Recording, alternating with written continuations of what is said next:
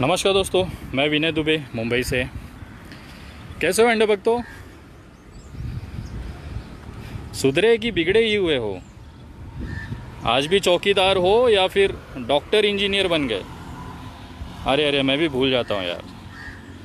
Doctor engineer बनने के लिए ऊपर जो खोपड़ी है ना, उसके अंदर दिमाग होना बहुत ज़रूरी है। और गोबर तो गोबर। सॉरी, गटर तो गटर। मैं विनय दुबे मुंबई से। आप लोगों के लिए मैं दिल से धन्यवाद करता हूँ। जिस तरह से आप लोगों ने मेरे लिए दुआएं की, मेरे लिए आप लोगों ने जिस तरह से प्रार्थनाएं की, पूरे देश से, पूरे विश्व से जिस तरह से मेरे लिए कामना की गई, उसके लिए मैं आप सभी का दिल से आभार मानता हूँ। यही कारण है कि आज मैं बाहर हूँ और वापस से अपने जो लोग हैं, जो मजबूर हैं, उनकी सेवा कर पा रहा हूँ। बहुत सारी अफवाहें इस बीच उड़ी थी। सारे लोगों ने एक तरह से ये अंध भक्तों ने एक तरह से एक पूरा माहौल बना लिया था कि 3-4 साल के लिए कम से कम विनय दुबे गया या रासुका में वो अंदर गया।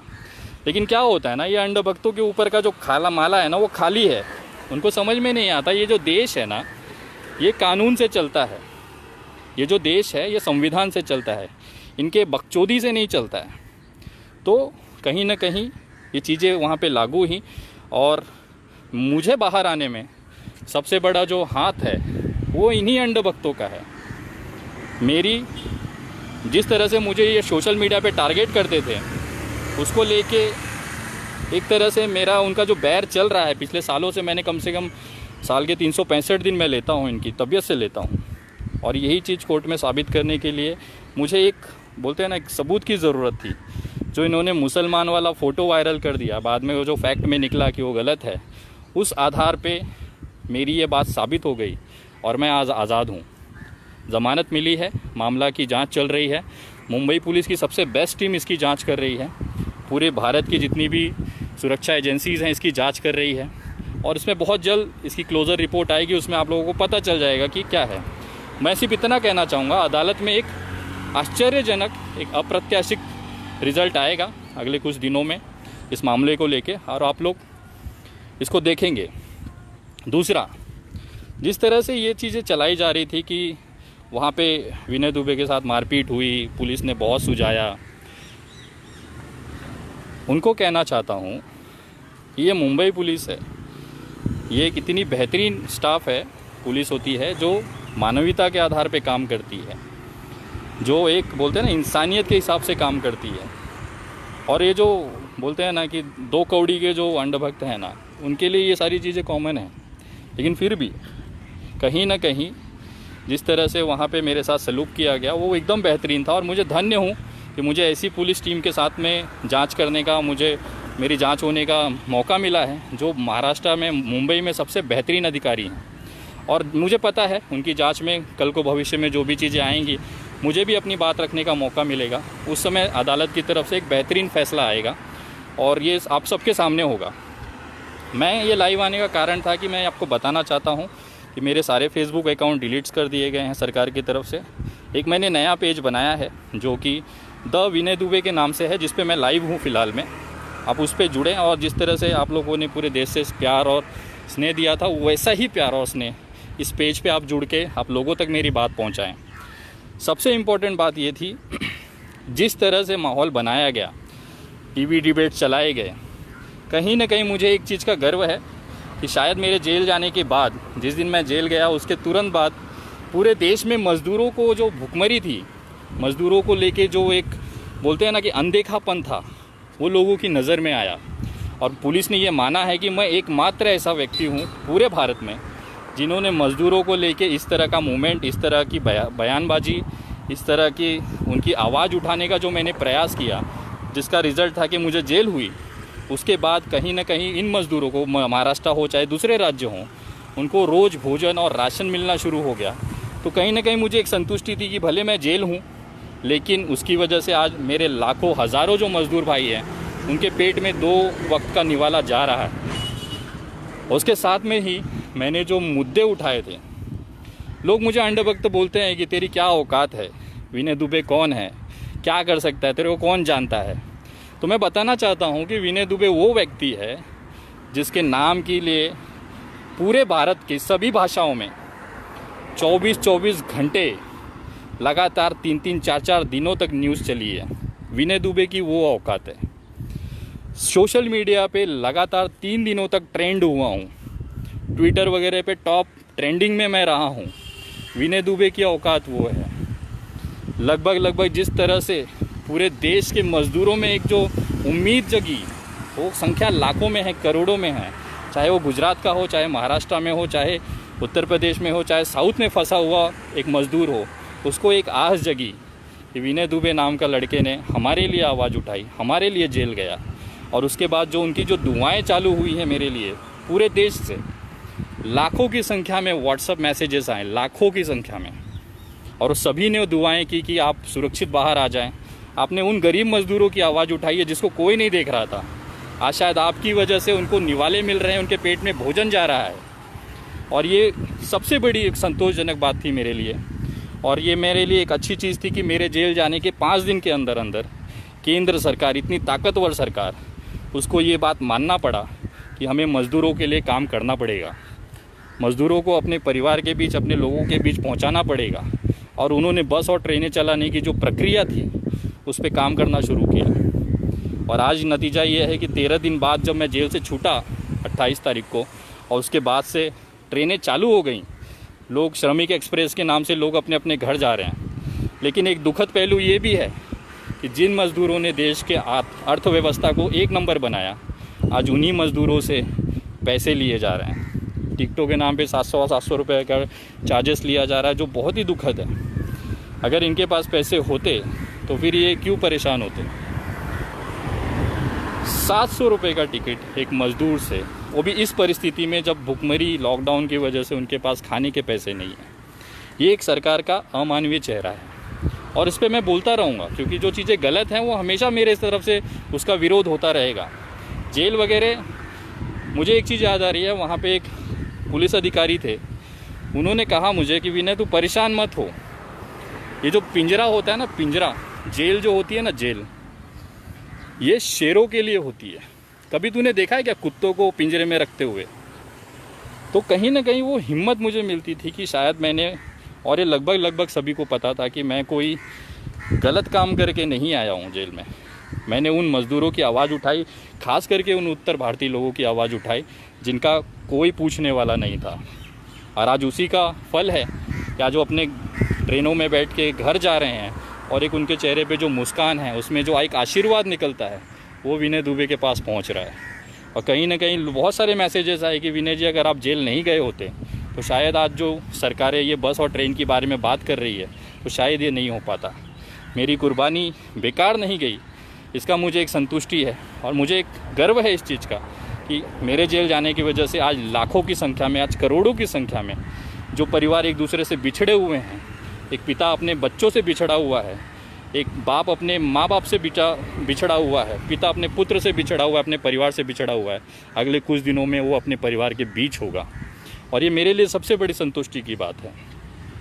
लेकिन अंधभक्तों के नसीब में ना खुशी है ही नहीं। जब से ये 2014 से सरकार आई है, बेचारे हमेशा रोते हैं।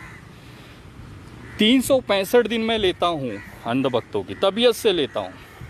और मैं उसी के लिए कुख्यात हूँ, विख्यात नहीं बोल सकते, कुख्यात हूँ कि मैं तबीयत से अंधभक्तों की लेता हूँ। मेरे जेल जाने के बाद 13 दिन तक ये अंधभक्त तांडव मचाते रहे अपने हिसाब से, लेकिन कुछ बिगाड़ नहीं पाए। मेरे को एक ही तसल्ली नहीं, इतनी करोड़ों की संख्या में अंधभक्त हैं, उसके बावजूद भी ये कुछ कर क्यों नहीं पाए। ये जिस तरह से मुहिम चलाई थी कि मुझ पे गंभीर धाराएं हैं, वाकई गंभीर धाराएं थी मुझ पे ऐसी धाराएं थी कि जिसमें जमानत नहीं हो पाती थी। लेकिन मैंने ये साबित करने की कोशिश की कि मेरी ये जो बैर है, मेरी जो लड़ाई है, सोशल मीडिया पे गाली गलौज, माँ बहन की गाली गलौज करने वाले, महिलाओं को बलात्कार की धमकी देने वाले उन अंधभक्तों, केवल उन अंधभक्तों के साथ में है जो ये गाली गलौज करते हैं। बाकी मुझे किसी राजनीतिक दल या किसी पार्टी से मतलब नहीं है। और ये बात साबित करने के लिए मेरा सबसे बाहर आने का, जो जमानत होने का सबसे बड़ा कारण था कि ये मैं प्रूफ नहीं कर पा रहा था। और अचानक से मुझे पता था, मैंने अपने एडवोकेट को कह रखा था कि भाई आप शांति से बैठो, ये अंधभक्त हैं और ज़रूर गलती करेंगे, और उस गलती का वेट करो, ये गलती करेंगे और उसके बाद में ज़मानत मिल जाएगी मुझे। और इन्होंने वाकई वो गलती कर दी। इन्होंने जिस तरह से मुसलमान बता के मेरा फ़ोटो वायरल कर दिया और ये चीज़ साबित हो गई। 2000 साल पुराना मैंने दस्तावेज कोर्ट में वहाँ पे हाजिर किया, सारे दस्तावेज मेरे देखे गए, जिसमें कि पता चला कि मैं कितने ही सदियों से, पीढ़ियों से एक हिंदू हूँ। और ये चीज़ वहाँ पे क्रैश हो गई और वहाँ पे ये चीज़ निकल के आई कि ये पर्सनली टारगेट किया जा रहा है। जिस तरह से उसको लेके मेरी बात साबित हो गई कि अंधभक्त जो मुझे पर्सनल मेरी फैमिली को अटैक करते हैं, टारगेट करते हैं, उसी का नतीजा है कि मैं अंधभक्तों की तबीयत से लेता हूँ। और ये चीज़ वहाँ पे प्रूफ होने के बाद मेरा केस हल्का हो गया और उसके बाद मैं बाहर हूँ आज। और मैं उनके लिए भी धन्यवाद करना चाहूँगा। अगर आप लोगों ने ये मुसलमान वाला कॉन्सेप्ट नहीं चलाया होता तो शायद मेरी ज़मानत नहीं हो पाती, मैं लगातार 2 साल 3 साल तक जेल में रहता था। लेकिन ये आप अंधभक्तों की मेहनत है जो इस तरह से वायरल किया और उसका फ़ायदा मुझे मिला। इसके लिए मैं आप अंधभक्तों का भी धन्यवाद करना चाहता हूँ कि आप लोगों की वजह से आज मैं खुली हवा में सांस ले पा रहा हूँ। और जिस तरह से मीडिया में चलाया गया, ख़ास करके सुधीर चौधरी जी न्यूज़ वाले भाई साहब, मुझे लगा था कि मैंने जो आपको पिछली बार बरनौल का जो ट्यूब दिया था ना, उससे आपकी जलन कम हुई होगी। और आज देखिए आप फिर से मेरा जो नाम ले लेके आपने जिस तरह से देशद्रोही तक घोषित करने की कोशिश की। देखो देश का दुर्भाग्य क्या है।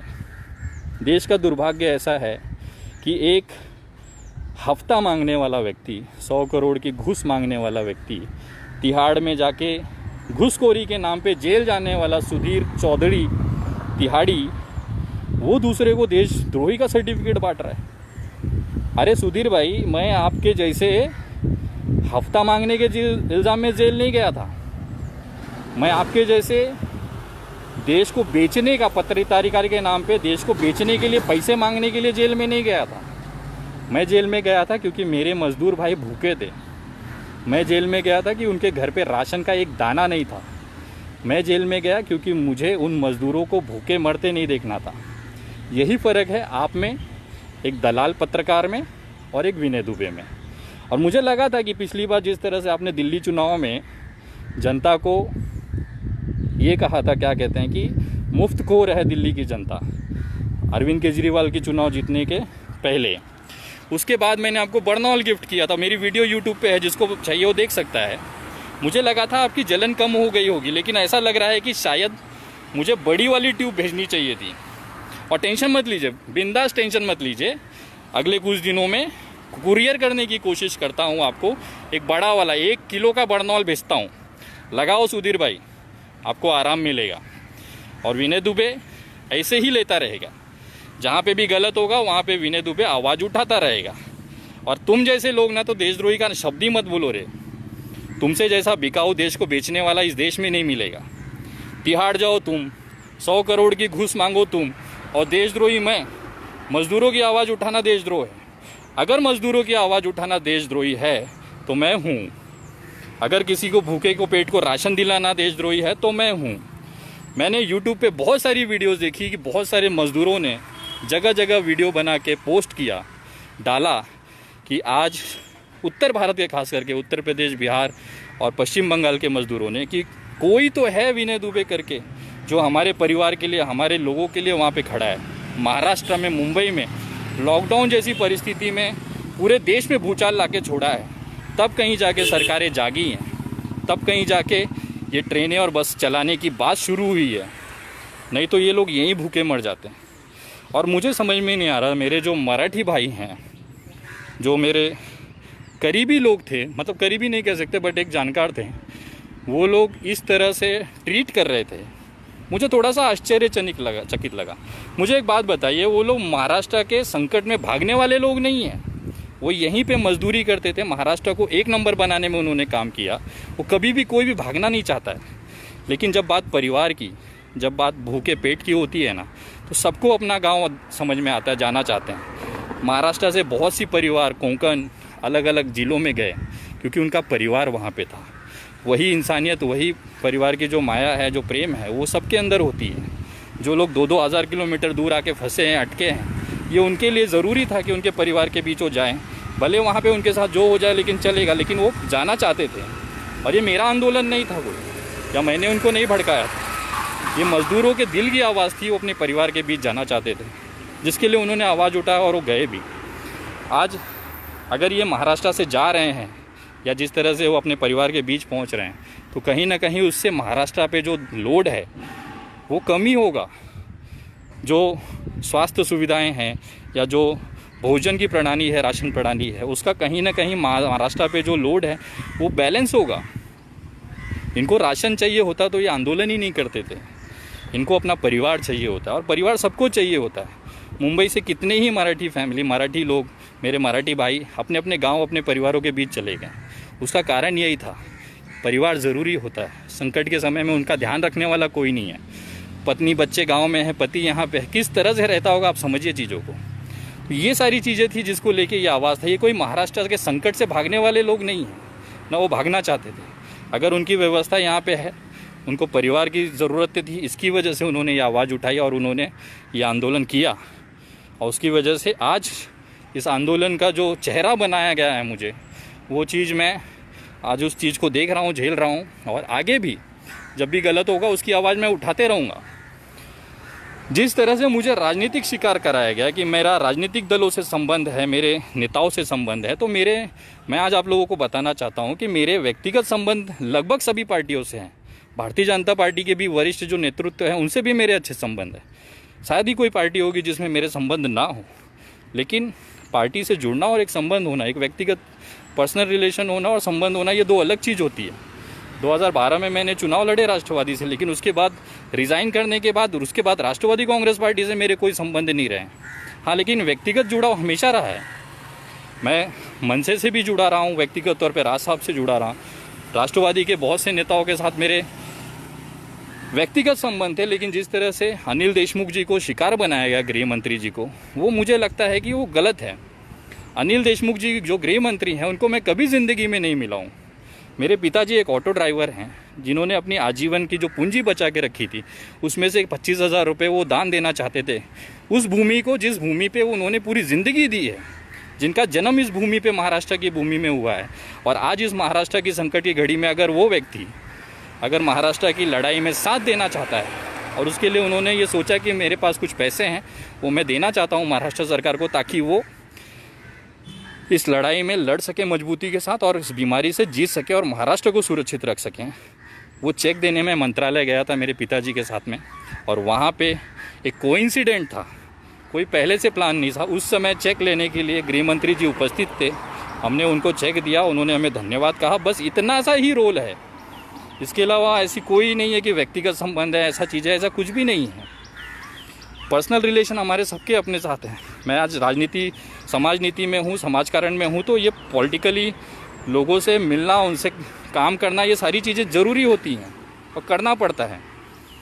बट इसका मतलब ये नहीं है कि मैं इस पार्टी से हूँ, मैं इस पार्टी से जुड़ा हूँ, उसका सदस्य हूँ, ऐसी कोई चीज़ें नहीं थी। और मुझे गर्व है कि कम से कम अंधभक्तों के बापों के जैसे, अंधभक्तों के पिताजियों के जैसे मेरे पिताजी नहीं हैं। मेरे पिताजी भले पूरी ज़िंदगी उन्होंने ऑटो चलाया, लेकिन कम से कम महाराष्ट्र में जब संकट आया, महाराष्ट्र में जब सबसे जब ज़रूरत पड़ी, तो उन्होंने अपनी आजीवन आगे के भविष्य के लिए जो पैसे संभाल के रखे थे उसमें से कुछ पैसे महाराष्ट्र की लड़ाई में दान दिया। मैं अंधभक्तों से पूछना चाहता हूँ, तुम्हारे कितने बापू ने कितना पैसा दिया और तुम्हारे क्या योगदान रहा है कोरोना रोकने में, उस पर चर्चा नहीं करोगे। और जिस तरह से टारगेट किया जाता है वो बहुत ही भयंकर हिसाब से होता है, लेकिन कोई फ़र्क नहीं पड़ता। जिस तरह से मैंने आज तक ली है अंधभक्तों की, वैसे आगे भी लेता रहूँगा। ये वीडियो बनाने का मेरा कारण यही था कि कुछ चीज़ें जो थी आपको जानना ज़रूरी थी। मैं हिंदू हूँ, मुझे गर्व है इस चीज़ का। मेरे 200 साल 300 साल पुराना जो इतिहास, उससे पहले का जो मेरा हिंदू धर्म का इतिहास रहा है, उस पर मैं कट्टर हूँ और आगे भी रहूँगा। हिंदू का मतलब भारतीय जनता पार्टी का गुलाम होना ये ज़रूरी नहीं है। मैं हिंदू हूँ, उस चीज़ का मुझे गर्व है, और किसी भी भड़वे अंधभक्त से ना मुझे सर्टिफिकेट लेने की ज़रूरत नहीं है। मैं हिंदू हूँ, मुसलमान हूँ, मैं कोर्ट में ऑलरेडी साबित कर चुका हूँ। और जितने भी मीडिया चैनल, मैं इसी के लिए इतना दिन समय लिया, मुझे वो एविडेंसेस जमा करने थे ताकि भविष्य में उनको मैं मुंबई बुला सकूं अपना मेहमान बना सकूं और सेवा कर सकूं। और सारी लिस्टिंग तैयार है। अगले ही कुछ दिनों में जैसे ही कोर्ट्स खुलेंगी लॉकडाउन के बाद से मेरी प्रक्रिया शुरू हो जाएगी और बारी बारी सबकी जिस तरह से जिन्होंने जो बर्ताव किया है ना, उनको सूद समेत मैं वापस दूंगा। ये मेरा शब्द है। और जो मेरे पुराने साथी हवा में उड़ रहे थे, जिन्होंने कभी कभी पोस्ट डाली थी कि मुझे विनय दुबे के जान से खतरा है, जो विनय दुबे जैसा बैग लटका के अपने आप को विनय दुबे जैसे कपड़े पहन के अपने आप को विनय दुबे समझते हैं, उनको तो खास मेरा संदेश है, आ रहा हूँ, संभालो। बस इतना सा संदेश था। आप मेरे सोशल मीडिया पेज से जुड़े, द विनय दुबे करके, या आप @विनय दुबे इंडिया करके सर्च करेंगे तो द विनय दुबे करके आपको एक फेसबुक पेज मिलेगा जिसमें मेरा लाइव वीडियो रहेगा ये वाला। और इससे आप ऑथेंटिक समझे कि ये मेरा खुद का अकाउंट है। बहुत सारे मेरे नाम के अकाउंट है, लेकिन आप लोग संभल के रहें। मेरा जो ओरिजिनल फेसबुक अकाउंट पेज मैंने बनाया है वो द विनय दुबे के नाम से है, आप सर्च करिएगा। ट्विटर पे आप मुझसे जुड़ सकते हैं। ट्विटर पे मुझे फॉलो करने के लिए